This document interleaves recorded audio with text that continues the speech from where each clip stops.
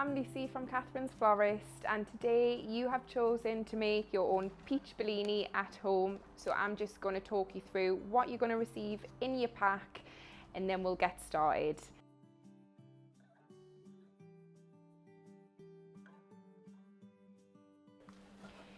You will receive your lovely flowers like this, and in your care pack you will get a flower food, a little reminder of what you'll need, some gerbera wires, some green poly ribbon, a little checklist just to make sure you've got all your items, some natural raffia. You will have 2 sheets of brown paper, some clear cellophane to create your water bubble, and a natural craft box to finish it all off. So we have a pink avalanche rose, pink spray roses, peach germani,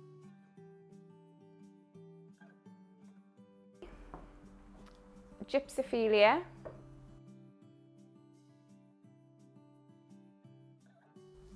alchemilla mollis, and salal foliage.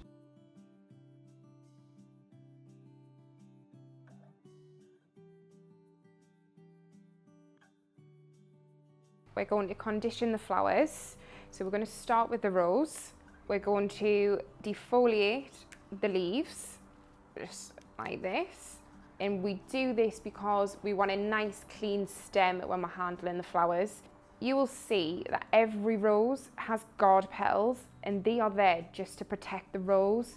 They don't look great, so we're going to take them off. And the reason why we take them off is so that the rose can open fully. So just gently, it comes straight off. We're just going to take all the outer guard petals off like this. So we've got a nice clean looking rose. So with your spray roses, again, you may have some thorns on. We just want to take those off because we don't want you to hurt yourself. They'll come right off. We're going to strip any leaves that are getting in the way as well, because again, we want a nice clean stem.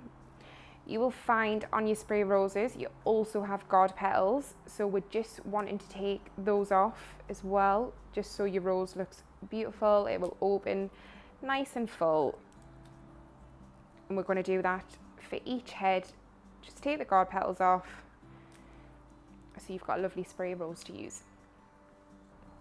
So next we're going to do the peach gerbera, and this is where your wires come in handy. So we're going to get your gerbera wire, and we need to create a little loop at the top like this, where you just bend that over your finger and twist it down. And the reason we do this is just to support the head of the gerbera. Because your gerberas tend to droop towards the light, this will just keep it upright in the vase. So if you just place it like that. Okay, so once you've created your little support, we're going to just put your gerbera through the head of the wire so it supports the neck. Just grasp your fingers like that, and we're just going to gently bend it around the stem, and then that will just give you that extra support in your vase. So with your gypsophilia, it's quite a nice big stem. We just want to break it down so you've got individual stems of gyp to help you create your hand tie. So we're just going to carefully cut the little offcuts off, so it'll be nice and easy for you to work with, and you'll see why I've done this when we come to make your bouquet. With your salal, you're going to have 3 bits, and you'll see that you've got an offshoot like this. And again, we just want to break this down because it's a lot easier to make your bouquet when you've got a few bits. So we're just going to do this for all of them, break it down so you've got some nice clean pieces to work with.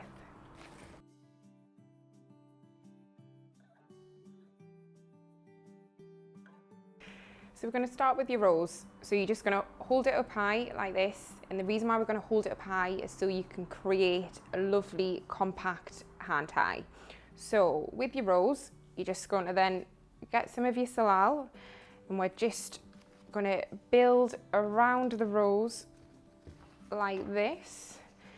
And the reason why we start off with the salal is just so it creates volume in your hand tie. So from there, we're going to get your bits of jip and we're going to place it. Just open your hand like that. I'm just going to place this around the rose. And you'll notice we don't need to switch hands. We're going to hold with this hand and pick with this hand. So we're just building quite a symmetrical arrangement. I'm just going to gather a bit more salal. And then with your gerbera, again, just opening your fingers, placing it like that. And then if it helps, tilt your hand forward, opening your thumb, and we're just going to place the flower around the rose just to build up that shape. And now you can keep going to your salal just so we can keep creating that volume and adding it to your bouquet. Just like that. So then you can see you're starting to create that lovely shape. So with your spray rose, again, just open your fingers, place it gently in. And we're going to do again, is tipping it, opening your thumb to place it like that. And again, open your fingers. And it's starting to come together quite nicely. So then we're going to, with your alchemilla, just open your hands, that. Place it on this side. Again, there's no right or wrong way to how you place your flowers. You do what you feel comfortable with, but that's the kind of look that we're aiming for. Then we're just going to finish this off like so. And then you have it. So from here, we're going to just tie your bouquet off. And the reason why we do this is just so it stays in place in your vase and it's easier for when you come to gift wrap your flowers. So with your tie, just going to open your fingers, put it in there like that, tilt your hand and just wrap it around your bouquet. Use the table if you like to help you. So we're just going to tie a little knot in there. So then you can pick it up and you can move about. We're just going to neaten this off to the end so you don't see it in your vase.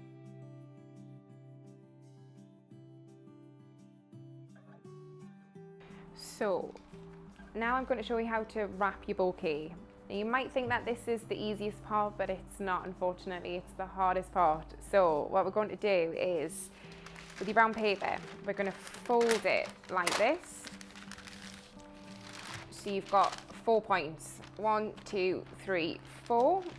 And I'll do that again for you. So we're just going to fold your paper like this to create those 4 points. So with your bouquet, again, try and just use one hand. It'll make it so much easier for you. We're going to place your bouquet in the middle of the paper like that. We're going to gather the two sides up like that. And using your sellotape, just a little bit, we're going to close the paper off. Whoops. And then with your second sheet, we're going to place it over the top and just gather it around your flowers like that and just tape the two ends off. So at this point, we want to assemble our box because once we've made the aqua pack, we're going to stand it straight into your box. So we're just going to fold the sides like so. Go onto there.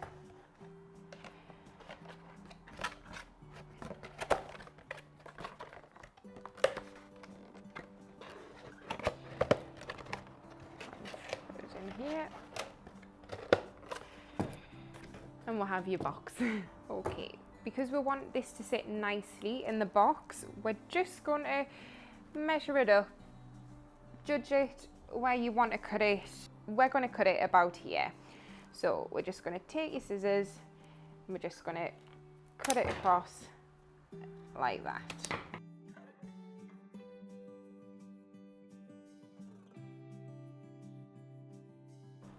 Okay, so now we're going to make that water bubble. So if you place your bouquet in the center of your cellophane and just gather the end up like this, so it's half, using half of your cellophane, and with both hands you just want to gather it up nicely like this, so you create this bubble.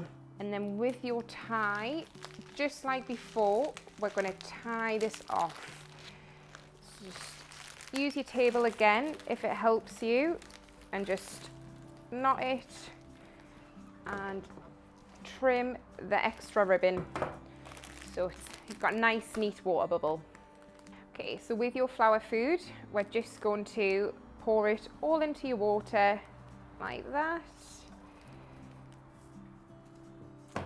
And then we've got your water with your flower food where we're just going to pour into your bouquet. So start right in the middle and just pour it all in.